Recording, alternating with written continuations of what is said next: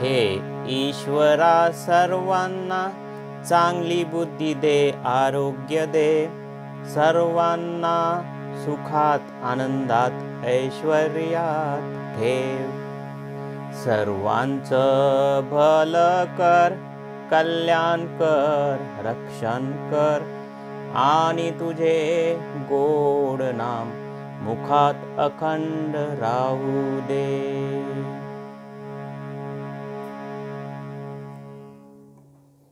नमस्कार।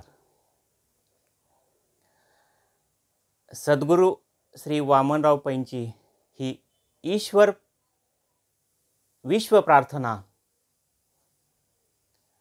आपण अनेकदा ऐकली असेल। ही विश्व प्रार्थना म्हणजे ईश्वराकडे जगाच्या कल्याणासाठी म्हणजेच दुसऱ्यांच्या कल्याणासाठी आपण मागितलेली देवाकडे, ईश्वराकडे, त्या शक्तीकडे केलेली ती प्रार्थना आहे। ज्यावेळी आपण इतरांसाठी काहीतरी मागतो, दुसऱ्यांसाठी काहीतरी मागतो आणि ही प्रार्थना ज्यावेळी आपल्या डोळ्यासमोर येते, त्यावेळी आपल्याला 3-4 गोष्टी मुख्यतः समजून घ्याव्या लागतील। पहिली महत्त्वाची गोष्ट म्हणजे आपल्याला ईश्वरावर, या निसर्गावर, या सृष्टीवर आणि त्या शक्तीवर श्रद्धा ठेवावी लागेल। ही श्रद्धा असल्याशिवाय आपण कुठलीही प्रार्थनाच करू शकत नाही आणि दुसऱ्यांच्या कल्याणासाठी जर प्रार्थना करायची असेल तर ती श्रद्धा आपल्या हृदयाच्या खोलवर अंतरंगात वसलेली असली पाहिजे। पहिली तर गोष्ट झाली ईश्वरावर किंवा त्या शक्तीवर म्हणा किंवा निसर्गावर म्हणा श्रद्धा असली पाहिजे। दुसरी गोष्ट आहे या प्रार्थनेने आपण स्वतःसाठी काहीतरी मागत नसून दुसऱ्यांसाठी काहीतरी मागत आहोत। त्यामुळे आपल्यापेक्षा माझ्या पुढचा महत्त्वाचा आहे, दुसरा महत्त्वाचा आहे, ही भावना आपल्या हृदयात असणे गरजेचं आहे। ज्यावेळी आपण स्वतःला आध्यात्मिक म्हणतो त्यावेळी ही सृष्टी, हे जग, हे चराचर हे आपल्यापेक्षा जास्त महत्त्वाचं होतं, समोरचा आपल्यापेक्षा जास्त महत्त्वाचा होतो। म्हणजे आध्यात्मिक माणसाच्या हृदयात प्रेम, सद्भावना एवढी भरलेली असते की त्याला आपल्यापेक्षा मनातूनच पुढचा जास्त महत्त्वाचा वाटतो। तिसरी महत्त्वाची गोष्ट आहे कुठलीही प्रार्थना आणि ईश्वराविषयी श्रद्धा जी आहे ती श्रद्धा ही भक्तीशिवाय येऊ शकत नाही। म्हणजे हा भक्तीचा मार्ग आहे।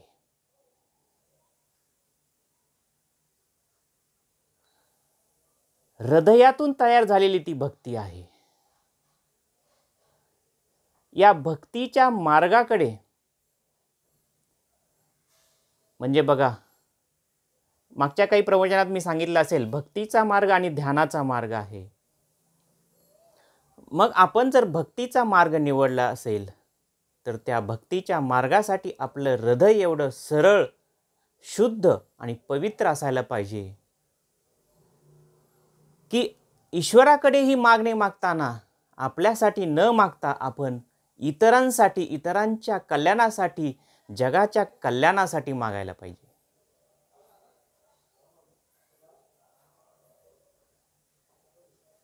ज्यावेळी भक्ती मार्गाचा विषय येतो त्यावेळी ही भक्ती अशा प्रकारे पाहिजे जशी रामकृष्ण परमहंसाला त्यांच्या कालीमातेविषयी होती, जशी संत तुकारामांना पांडुरंगाविषयी होती आणि जशी गोपिकांना कृष्णाप्रती होती।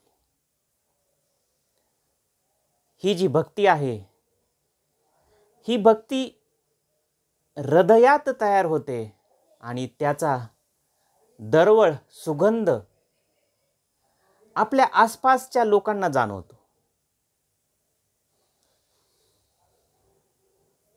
पण हा भक्ती मार्गही जरी सोपा वाटत असला तरी एवढा कठीण आहे.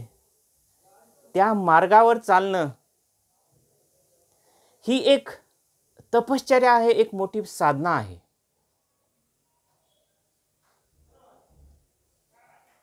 या ठिकाणी तुकारामांच्या आयुष्यातलेच आपण कित्येक उदाहरणं पाहिले तर त्या पांडुरंगाप्रती असलेली निस्सीम भक्तीसाठी आपल्या आयुष्यातील सर्व वाटून टाकलं, देऊन टाकलं. काहीही शिल्लक ठेवलं नाही.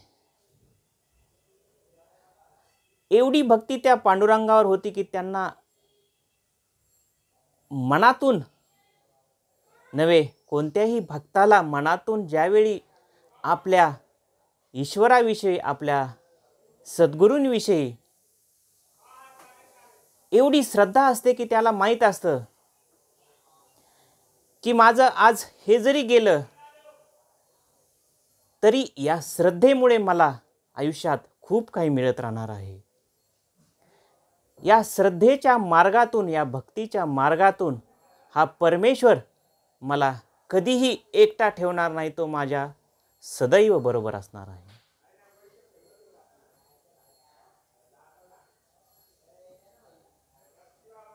या ठिकाणी भक्तीचं एक उदाहरण मला आठवतंय. नारद मुनी असेच चालले होते आणि त्यांनी एका गोपिकेला ध्यान करताना पाहिले. नारद मुनी आश्चर्यचकित झाले. गोपिका ह्या तर कृष्णाच्या भक्तीत नाचणाऱ्या आहेत, तल्लीन होणाऱ्या आहेत. मग ही गोपिका ध्यान का करते?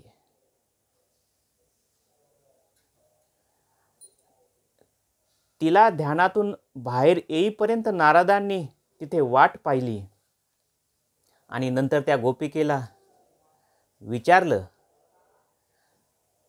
तुम्ही तर कृष्णाच्या दासी आहात, तुम्ही तर कृष्णाच्या भक्त आहात, त्यांच्या नामात तुम्ही नाचता, दंग होता, मग तू ध्यान का करते?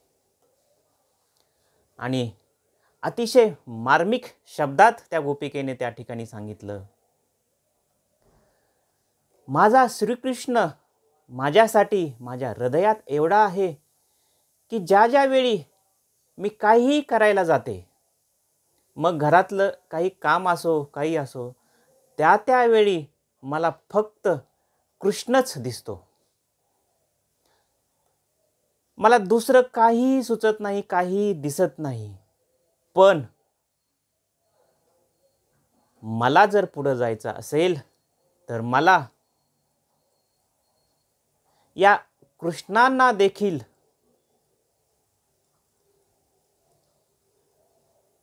सोडून पुढे जावं लागेल. ही एक पुढची पायरी आहे, ही एक पुढची स्टेज आहे. ज्यावेळी भक्त आणि भगवान एक होतात त्यावेळी भगवत्ता, ती शक्ती, तो ईश्वरच आपल्याला मार्ग दाखवतो.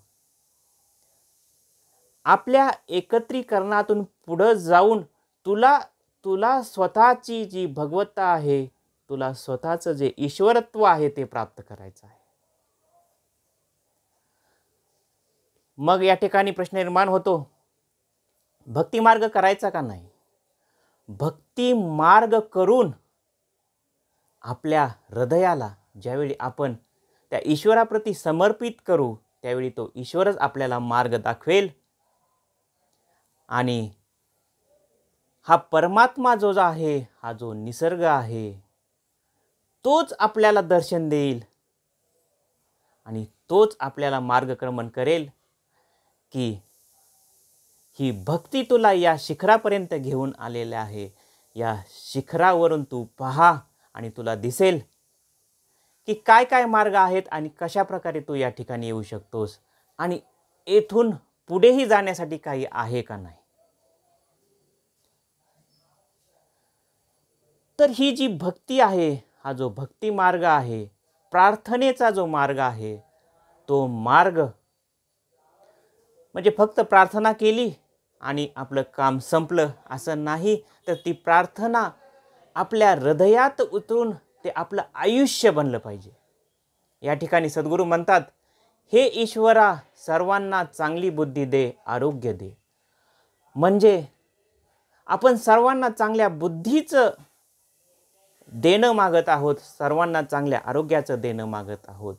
म्हणजे अनायासेही आपल्यालाही चांगलं आरोग्य, चांगली बुद्धी ही आपल्याला ठेवावी लागेल, आपल्या हृदयात उतरावी लागेल, आपल्या वागणुकीतून ती आपल्याला दाखवावी लागेल.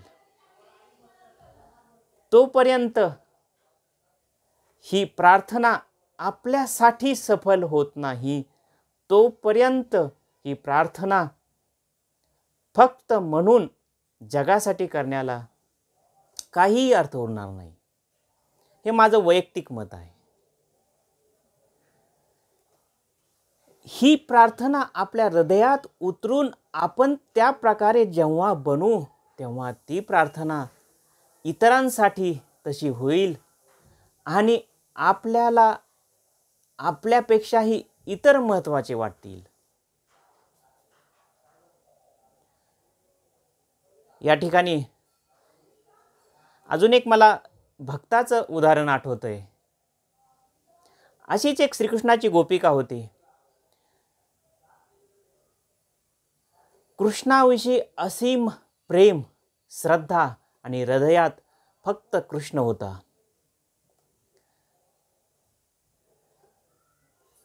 एका कृष्ण मंदिरात ती दर्शनासाठी जात होती आणि काही ठिकाणी नियम असतात, तसा त्या ठिकाणी नियम होता की त्या मंदिरात फक्त पुरुष प्रवेश करू शकणार होते, स्त्रियांना त्या ठिकाणी प्रवेश नव्हता. तर ती त्या ठिकाणी दर्शनाला गेल्यानंतर तिथल्या पुजाऱ्यांनी तिला द्वारावरच अडवलं आणि सांगितलं की या ठिकाणी फक्त पुरुषच प्रवेश करू शकतात, या ठिकाणी स्त्रियांना प्रवेश नाही आहे. आणि त्या गोपिकेने त्या ठिकाणी उत्तर दिलं, महाराज, मला आजपर्यंत असं वाटत होतं की जगात फक्त श्रीकृष्ण हे एकटेच पुरुष आहेत. म्हणजे बघा, ही एवढी निस्सीम भक्ती की तिला श्रीकृष्णाशिवाय इतर कोणी पुरुष वाटतही नव्हतं. फक्त श्रीकृष्णच तिला आपल्या हृदयात दिसत होते, आपल्या डोळ्यात दिसत होते. इतर पुरुष तिला समोर दिसूनही तिला आपल्यासारखेच वाटत होते. एवढी भक्ती जेव्हा हृदयात उतरेल, आपल्या अंतरंगात जाईल, तेव्हाच ही प्रार्थना फलीभूत होईल, आपल्याबरोबर इतरांचंही कल्याण करेल.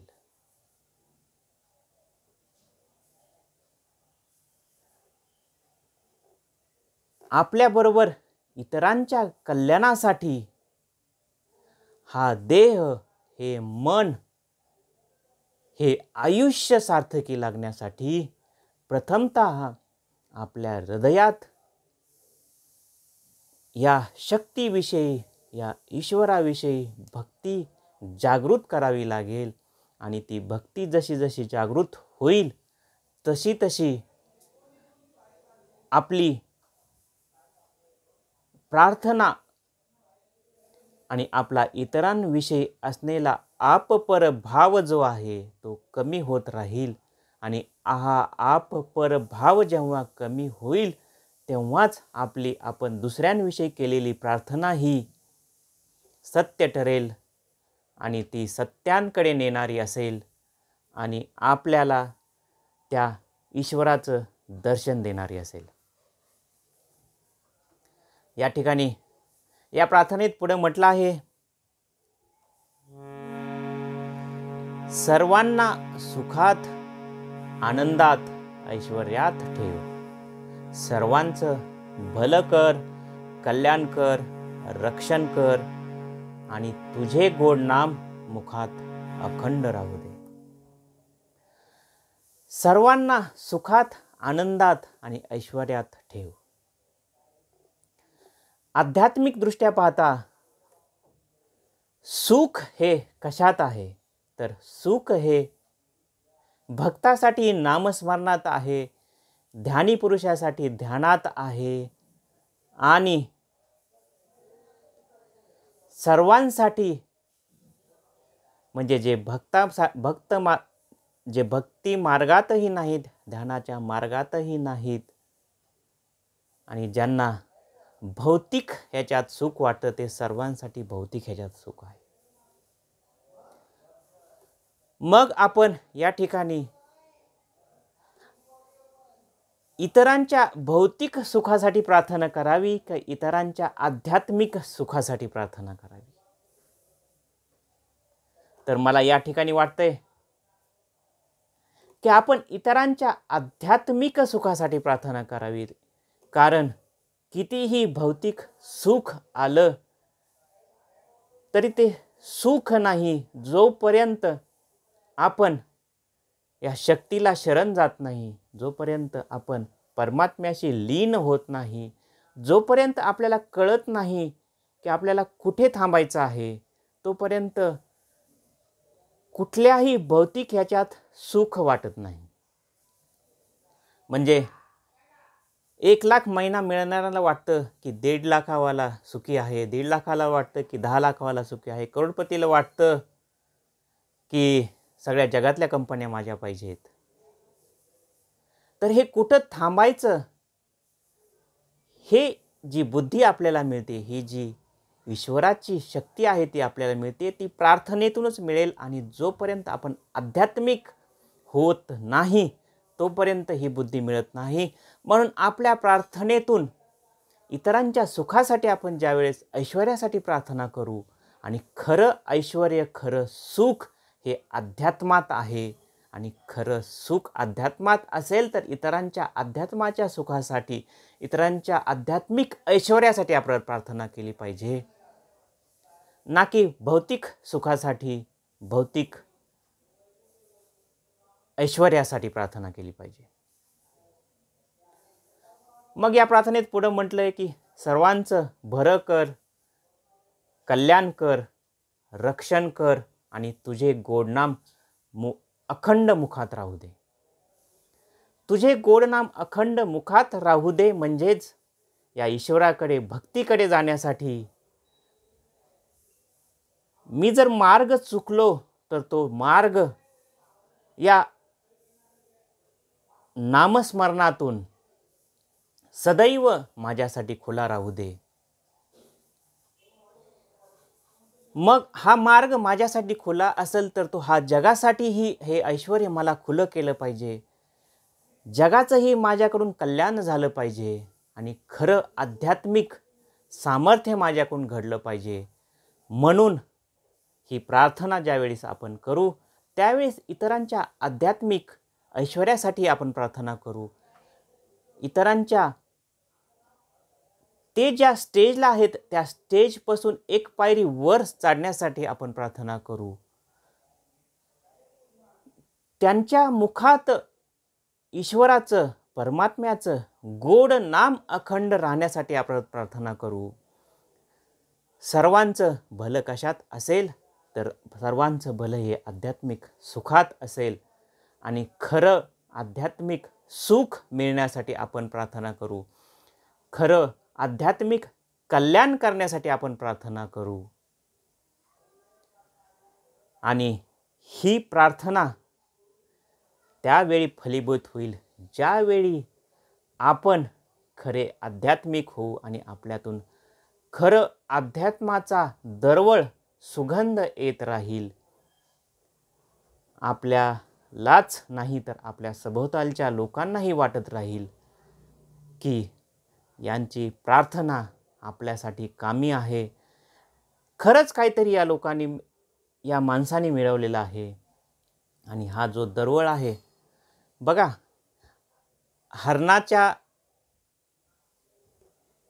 हरणामध्ये असलेली जी कस्तुरी आहे ना, ती कस्तुरी ती कितीही लपवून ठेवली तर त्याचा दरवळ सुगंध हा पसरतो.